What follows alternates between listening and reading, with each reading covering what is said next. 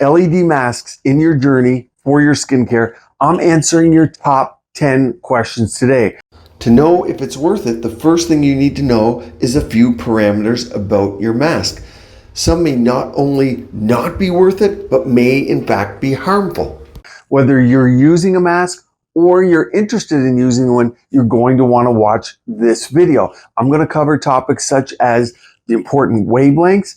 Should you use them if you're pregnant? Do they harm your eyes? What's your best skincare routine with them? Should you use something before or after? And how do they go along with the procedures that you might be getting? Do they harm them? And what's the temporal association? What's the time frame that you should wait before doing your at-home peels or your microneedling? And the at-home market is only growing, but that means there's a responsibility for us to use things safely.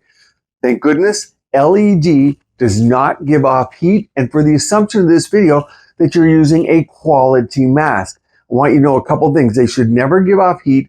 They should have the wavelengths in them that they say are there. Wavelengths are all important. They shouldn't be giving off harmful or UV light, and they shouldn't have a high level of EMF. I want to give you the exact standard. So if you have a different mask, you can check. You want to make sure that it complies with the IEC 60601-1-2. That's the standard that all masks should be at. Now remember, people might get 1,000 to 2,000, 3,000 masks built, put them on Amazon, sell them off, and go on to the next product. Just buy from a reputable company. That's the key here. Number one, will it make my brown spots worse? Well, luckily, there's no heat given off with a quality mask. They're tested before they leave the factory. Heat is what causes melasma often and brown spots, of course. And there's no damage to the skin. There's a very slight low-level inflammation after you use your mask. It's hardly measurable, but it's good inflammation.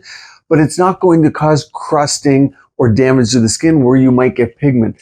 And if you stick with the near infrared, which is around 830 for most of these masks and like mine, and the 630, which is the visible red light, then you're not going to see an increase in brown spots. And for most people, they get a reduction of brown spots. But if you have a lot of browns, remember, this will be maintenance for your face. So you might need to use your peels, to use your microneedling, or go to your clinic, get things like IPL, and use these masks as part of your maintenance.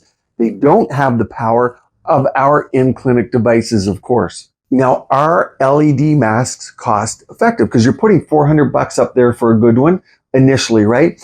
Well, if you work that out over 2 years, and most of these are going to last you 3 to 5 years, but let's just say you go with 2 years, that comes to about $50 for every 3 months. So look at it like you're buying a jar of $50 skincare. It's going to last you 3 months.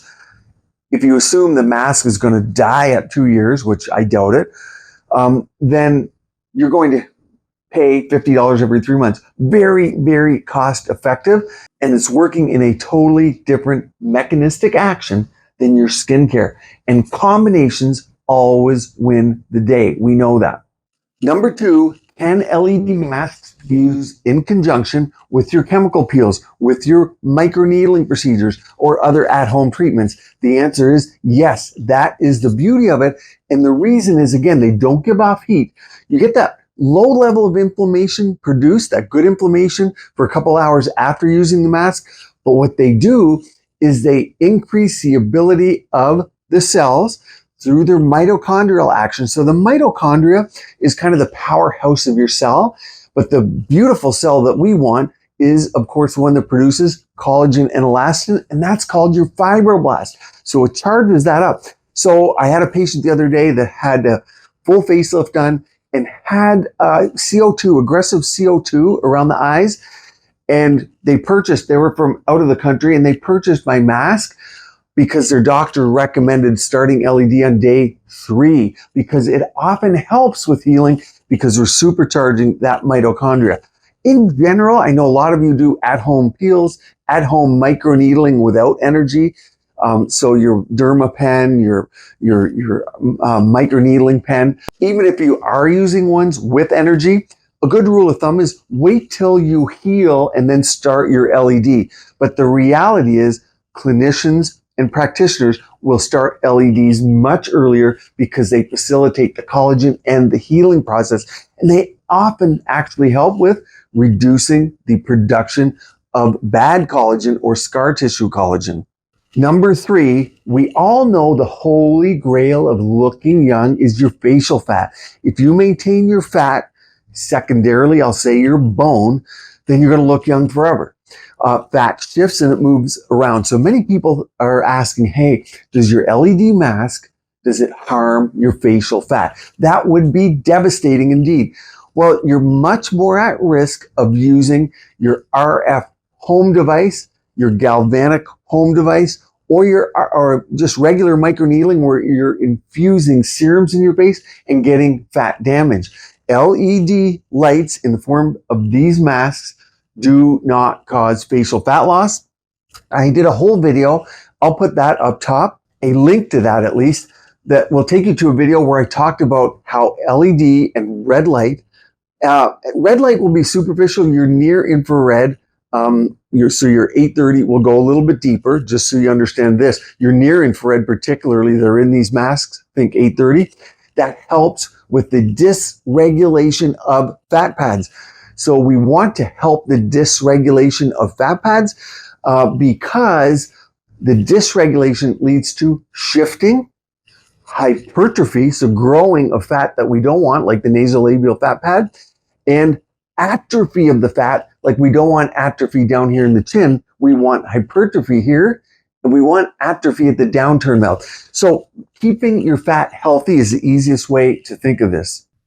My whole clinic is based upon PRF, natural ways, biostimulators to keep your fat pads healthy. I've been using LED in my clinic for over 10 years. So I would never use it if it harmed facial fat. Before we go on in this video, one thing I learned is only 35% of you are subscribed to this channel who are watching them. If this video is giving you value, please like it, but please subscribe. It helps me bring you more videos and builds our community here. Number 4, what color of light should you go with? Well, in masks, the only real colors you need at this point in time for what's studied well is your red, your infrared, near infrared, so red, near infrared, and blue. And your blue is going to help those people with acne. There's no need to use blue light if you don't get acne or have excess sebum production in oily skin. And if you do use the blue, feel free to start using it just once a week and build it up. It's your red light that's going to act superficially in the skin to help your collagen and your fibroblasts, and your near infrared that's going to be helping your fat pads. Even good evidence to say it's helping the level of the bone at that wavelength, and bone is oh so important to maintain. Number 5, are LED masks safe and effective? And yes, they've now been proven safe and they've been proven effective. They're used in many clinics, many spas, and you would have a hard time walking into a multimillionaire or a billionaire's home without their wellness center having some form of red light in it. One thing you can't buy is longevity, kind of. So people with a lot of money, they have spa areas in their home, if you want to call them that, little prevention areas where they might get their IV drips. They, of course, have their home devices to help make them maintain skin in their body and in their gyms. Red light is always a part of their little routine and the systems. And these are often set up for them by the gurus of the anti-aging world. One of the main concerns for a long time was eyes. Do they affect the eyes? And now in Europe and other countries around the world, red light has been shown effective for macular degeneration, for diabetic retinopathy, and even to help with acuity so people see clearer. Now, I don't want you to go using your mask specifically for this purpose and shining it into your eyes, but just to say there's a body of evidence showing how much they can help the eye. I did do a complete video on that, and I'll link that above as well. Number 6, who should avoid them? Well, I think people who are sensitive to light, people who have seizure disorders, especially sometimes you're seeing more and more pulsed LEDs. So lights turning on and off, and just like video games, people can be sensitive to video games because all the flashing lights and everything. So you want to be mindful if you're one of those people. you might want to avoid these LED masks. They are bright. I use mine. I just put on, I close my eyes, and sometimes I'll open them and do things around the house and multitask. But when you turn it on, especially, there's a bit of a light show going on in your eye, so to speak. You see different lights. Some people love that light show, but if you are sensitive to that, you want to avoid it. Number 7, most asked question is, what about pregnancy? Because obviously women are quite into skincare. It's 90% of you on this channel. And when people get pregnant, although they look great from all the estrogen, you feel like you want to do something for your skin. And people come off of the retinols and you can't do your Botox, you can't do the fillers. Red light's one of those things that people can do when they're pregnant. There's no data to suggest that this is harmful, and it works on the dermis, the epidermis, on the surface of the skin, say, and in the fat layers. And of course, you're using it on the face. So many dermatologists, cosmetic surgeons, internists, med spas, they use them and advise them as a safe and effective method to maintain your skin during pregnancy. But just understand, there's no double-blind, placebo-controlled, forward-looking trial to say much about what's safe in pregnancy. But looking at all the data, and there's no data to say otherwise, yes, people often use them in pregnancy. Number 8, how often should you use your mask? Here's how this works. So again, there's no trial to tell you this. I've used them in clinic for, like I said, about 10 years. And when there aren't trials on things, like a lot of the fillers you use, Botox is well studied, all kinds of aesthetic procedures, RF microneedling, you're microneedling at home, peels are well studied, but so much isn't studied. You're relying on people in clinical practice, seeing patients every day and seeing the outcome of hundreds and of course thousands of patients over years. I use 3D imaging in my clinic, and I've done so since 2009. So I get to see I am the same. I get to see what's happening with my patients over time, and I'm using different interventions. And all my patients are different. Some are doing skincare, some are doing everything, fillers, biostimulators, and some are just doing red light. So I have a plethora of patients doing different things. That kind of is the study. So when you're seeing a practitioner who you trust, they're recommending things to you based on their experience. And it's often better than anything you're going to find biased in the literature. See someone honest that's going to give you the truth. And from that information, for my mask, clearly 3 times a week is all people need with red and infrared. Once to twice for the blue light, if they get acne, it suffices for most people. But here's the thing, here's what I found, because of course I got patients coming in, Rajani, I love the result. I used it 5 times a week, 10 times a week. I've had people use 2 to 3 times a day. They'll keep turning on, do the cooking, do the groceries, whatever, with the mask on. And so you get a declining benefit. That's how I'll put it. So 3 times a week with red and infrared, that's going to be your best scenario for the most bang for your buck for your time spent. Let's put it that way. If you go to 5 times a week, you'll get incremental benefits, but not like you did with the first 3. So there's nothing wrong with using it 5 or 7 times a week. You'll just get declining benefits for the time that you're putting into it, but there's no real harmful effects. Number 9, what about your skincare routine with this? When you use these, cleanse your face, let it dry, call that 2 minutes after, and then you want to put the mask on. And then you're going to use mine, goes automatically off after 10 minutes. And then you're done. After that, you can wait 5 or 10 minutes and use your skincare routine. There's no specific ingredient or skincare you need to avoid when you're using LED masks. The key is, I don't want you using things before the mask unless they are designed to use before. Right now, I'm developing a product for use before my mask. I'm testing it. It's taken 2 years. I love what it's doing. I love what's happening with the skin. Now we're doing the stability testing of the product because it does contain a high concentration of vitamin C.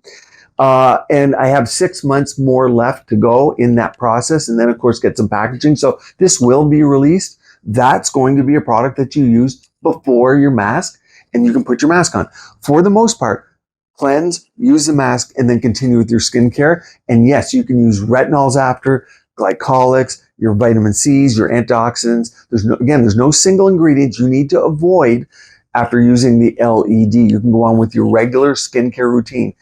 The next question I get is, should I use an LED mask, or am I better off using a panel? Or you get the face panels that come over your face, right? Panels overall, the big panels I'm talking about, they're great for your body. The nice thing about an LED mask, especially a flexible one, that's why I went with that design, is because the lights, the power, and the energy stick to your face. So you know exactly how much energy you're getting to your face. So if this is the light, and here's my face. Yes, that's your face. Okay, so when you put the mask here, you get a certain amount of energy, right? And as I move the mask further away, I'm getting less and less energy to the skin. And when you use a panel, let's say you have a big face, you're closer, small face, you're further away. I'm talking about the panel that sits over people. And if you have a body panel, the same thing applies. And a lot of people, there's so much energy coming into the body panels, they wear eye goggles. With my mask, I put specific LEDs under the eye, above the lip, and of course that jowl strap. So you're getting exactly the LEDs touching your under chin to help tighten your jowls in the submentum area. So that's one of the reasons I like masks. Of course, they're portable. My battery detaches so you can travel with them. They're flexible so you can put them on your body. Arms are common. People put them on their arms, their knees. Stomach. Women love putting LEDs on the stomach to tighten the skin. Now, the handhelds, here's the problem. I have patients who use them. We tested them. Who's going to sit there and use it and move it around their face for 15 or 20 minutes, 2 to 3 times a week, as they recommend? Oftentimes, the head on them is that big. So you're like, it's too time consuming. The best skincare, the best LED is the one you're going to actually use. Now, I put a complete playlist up here all about LEDs, other questions you might have, or more in-depth videos on efficacy and how they work. And one down here, how to boost your collagen in other ways at home, inexpensively. Stay tuned here. Keep your skin and body beautiful, healthy, and vibrant.